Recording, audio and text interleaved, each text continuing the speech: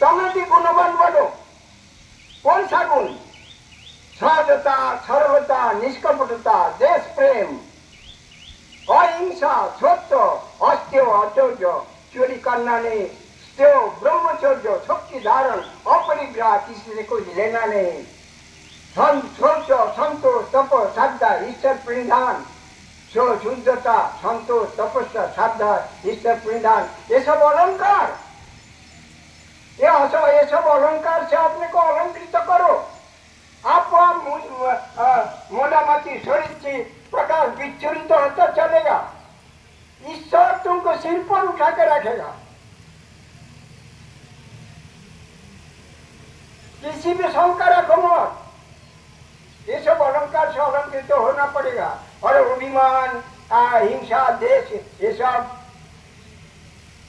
रहे तो गिरी हुई जन्म होगा।